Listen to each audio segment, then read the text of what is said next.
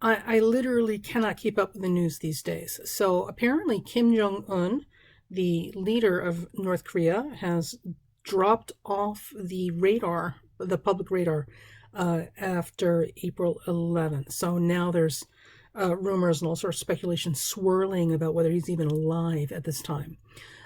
Which of course is going to bring out the entire parade of astrologers who are going to make death predictions about Kim Jong Un. So here's what I'm going to give you, and it's not a death prediction.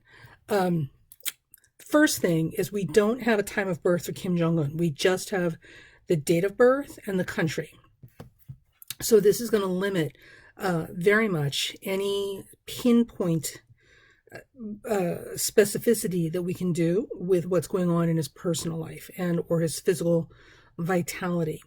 The second thing is that while there are some suggestions of death markers in a chart, it is unethical and bad practice to even get into this with a lay public, because there's no good reason for anyone to need to have that information. And if you're not completely sure what that means, I mean, think about this for a second. Why would anyone need to know when you're going to die? Right? Like, what purpose could that possibly serve to benefit somebody else? So there's that. All right. So very, very quickly, I just pulled up his chart like 2 seconds ago and looked at transits from after the first major lunation, after April 11th, when he was last seen in public, and the next major lunation in his chart. So some things that are happening with Kim Jong Un that I can tell you, without turning this into a whole death prediction, right? So the first thing is that he's been under tremendously stressful times for quite some time now. And when I say stressful, I don't necessarily mean, every day, stuff that's stressful. Well, I don't know, whatever stressful is for being a dictator of a paranoid dictator of a small nation. But in terms of evolution, right, his personal evolution, because really that's what astrology is about.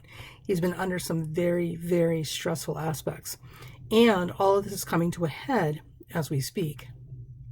So he normally, in his natal chart, he carries a Moon-Saturn conjunction of Scorpio.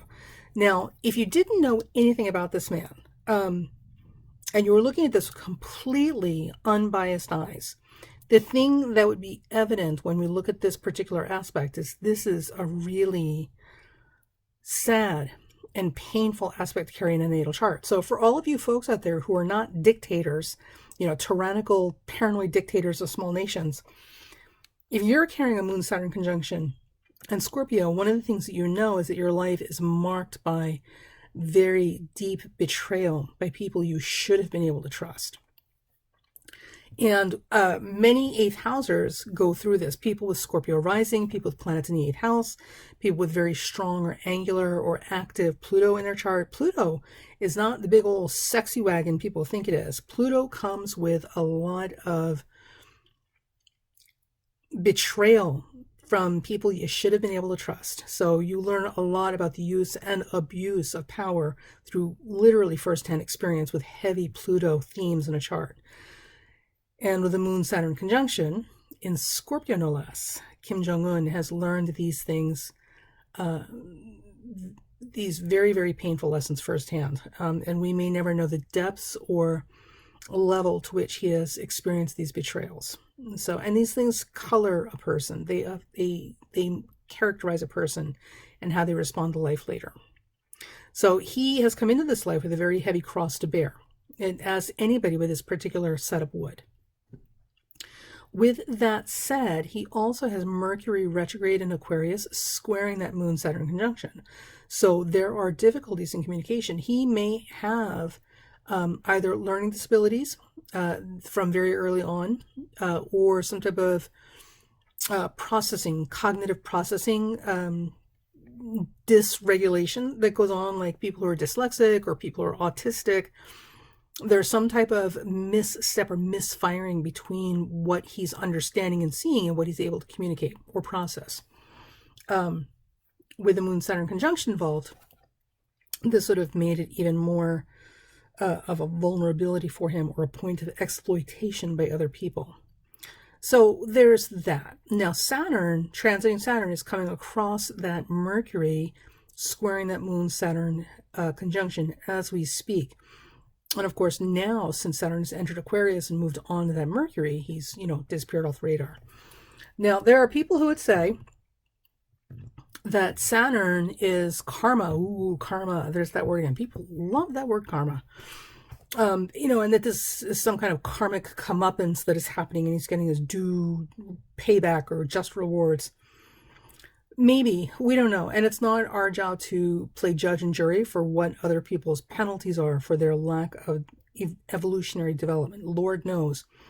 The President of the United States in 2020 is a living example that you can go pretty far and fall pretty deep, into the quagmire of the swamp, and still seem to get away scot-free, without any major karmic comeuppances. But there's more going on here than meets the eye. So, that's what it is. So we can't say that Saturn crossing Kim Jong Un's Mercury and him suddenly dropping off the face of the earth has necessarily any significant karmic penalties.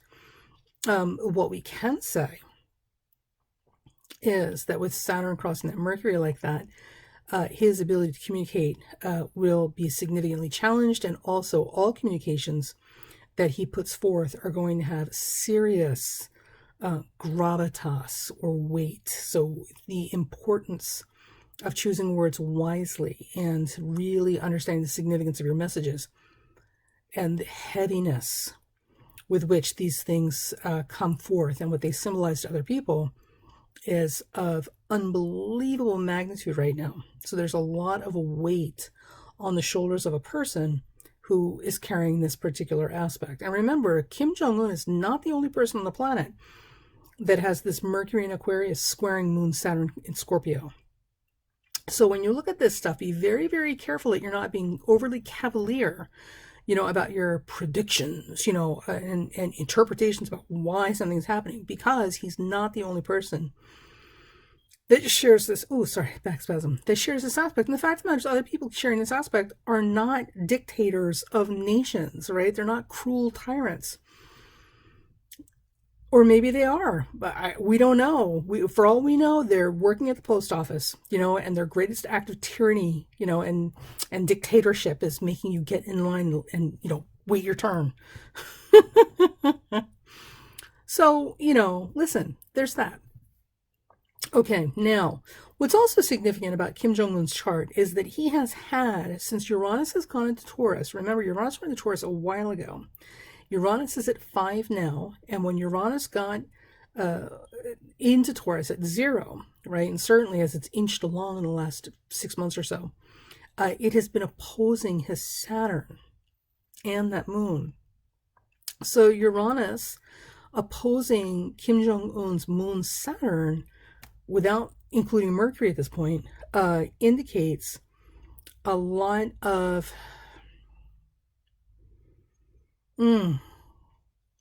Uranus opposing the moon Saturn is going to give somebody an unbelievable amount of insomnia. And if you've never suffered from insomnia, you have no idea the joys and pleasures of losing your mind slowly. Excessive, consistent, chronic insomnia will literally make your mind unravel.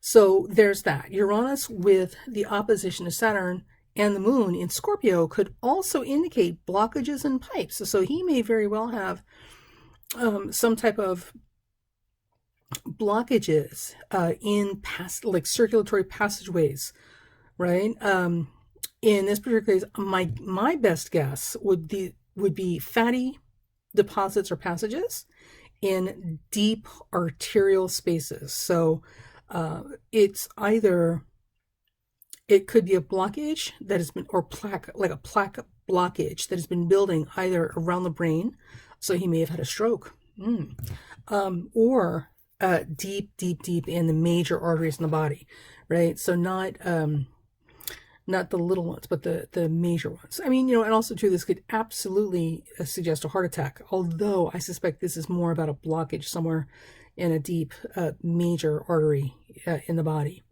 But we'll see. We'll see. So, you know, there's that. Now, symbolically, you know, when this stuff comes up, it also, you know, when you're talking about mind-body connections, when we talk about the symbolism of this, what we're talking about is things that have been left unresolved, and the resentments and hurts and issues that we've just not dealt with and allowed to build and build and build until they've become literally a hindrance in our ability to live and continue living and thriving. So this may be one of those situations where he is, and this is where the karma part comes in, karmically speaking, having to face the limitations of his belief systems, right? And before we come down too hard on him, I mean, he's not a Boy Scout. I get it. I totally get it. But remember, these things translate to everyone, right? So if you know somebody who's had a heart attack or has had blood clots, you know, and things of that nature, it's the same thing, right? There are things in our life that they have left unresolved or not dealt with or let harden, you know, to such a point that now it's become a blockage and it's impairing their ability to live and thrive and continue to grow and evolve. Hence, life comes to a standstill until it's resolved, right? And removed, until a blockage is removed. So this may be what's going on with him. Now, with that Mercury involved in his chart, this sets up a T-square. Now, Saturn, transiting Saturn, is all over that Mercury. So we've got a major T-square going on right now with Saturn and Uranus by transit and his Mercury, Moon, Saturn natally. So Aquarius and Mercury both rule the nervous system and nerve or neural impulses, right? Aquarius is systems and networks, and that is absolutely a description of the brain and the nervous system. With the Saturn moving across that, Saturn obstructs, inhibits, impedes, restrains, restricts, right? Slows down, gets in the way. So again, more of this description of blockages. Now, we have a Saturn square in this chart, transiting Saturn, natal Saturn in his chart as part of this T-square. This absolutely shows or suggests this image of something coming to a standstill, right?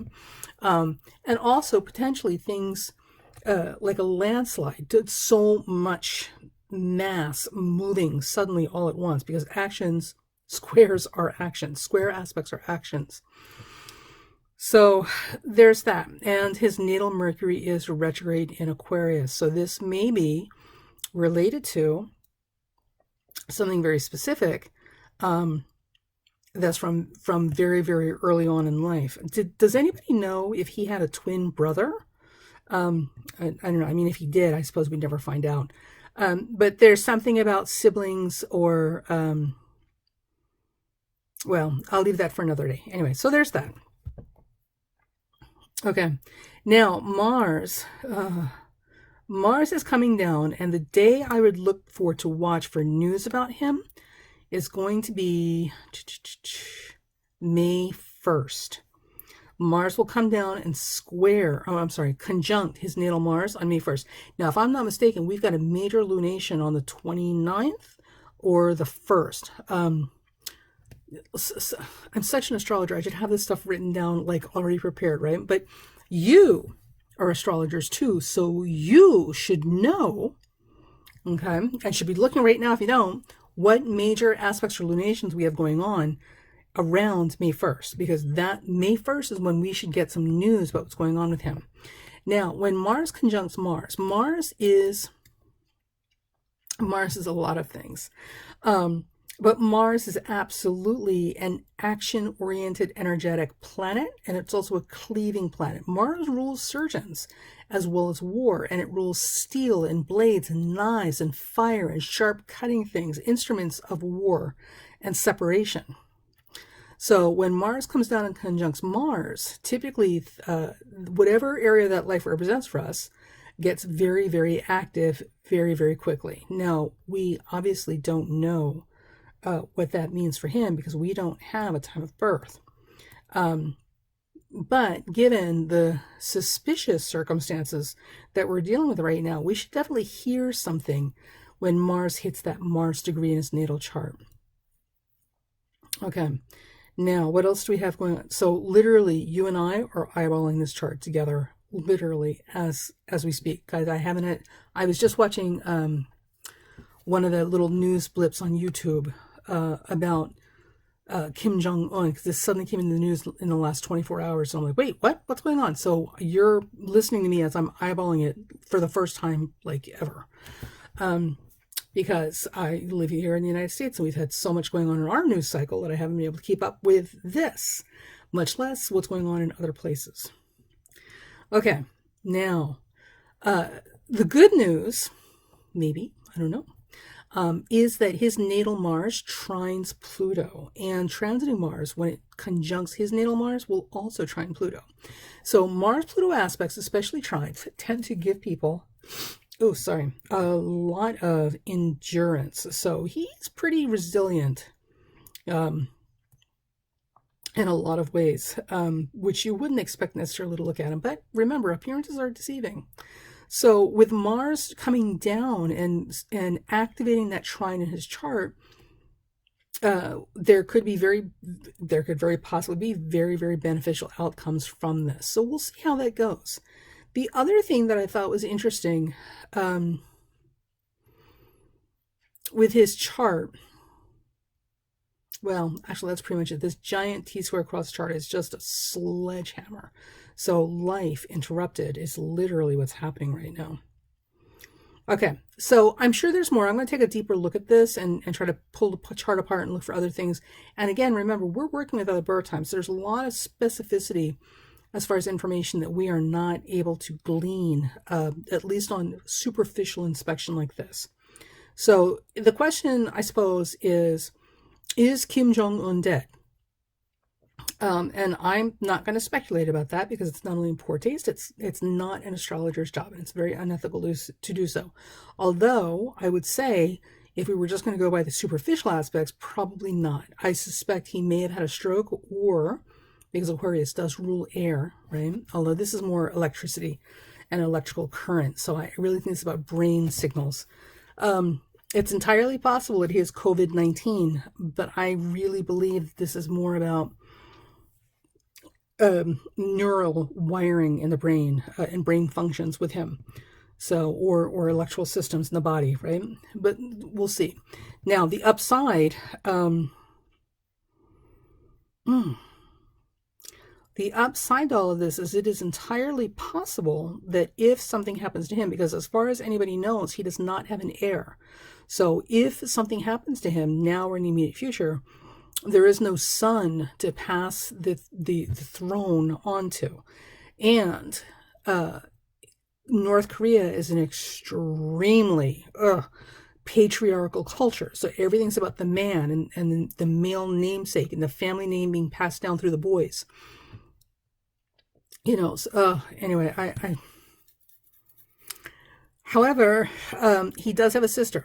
So if something happens to him, his sister, as the only bloodline left, may very well take over the management over North Korea. And if that is in fact what happens, you mark my words, if that is in fact what happens, this is going to be another sign that the goddess has risen and the tables are turning. Everything is finally making an evolutionary shift in the right direction. And this whole viral thing that we're dealing with right now is Mother Nature, not Father Time, but Mother Nature coming back to put the wheels in motion to help us go through the spin cycle in the wash machine to get this dirt out. So we'll see. So that's what's going on.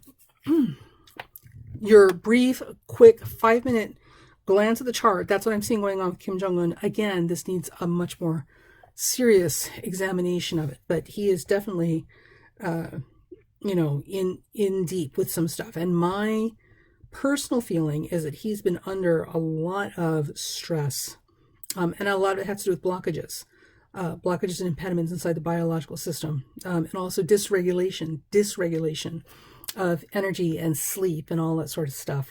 And very, very, very possibly that he has some type of misfiring or malfunction in the brain and how it's processing information now as a result. So it's entirely possible that our friend Kim may have had a stroke, right? So as a result of a blockage or some type of plaque, breaking loose and moving. But we'll see. I'm not a medical astrologer. I'm literally guessing right now. And we don't know because clearly nobody knows what's going on, or there's when all these rumors circulating. So we'll see. We will see. More about this later, and I'll probably do a much deeper dive on this in writing on the Patreon page for the students there. That's it. All right, so let's keep our eyes peeled for the news as it comes out.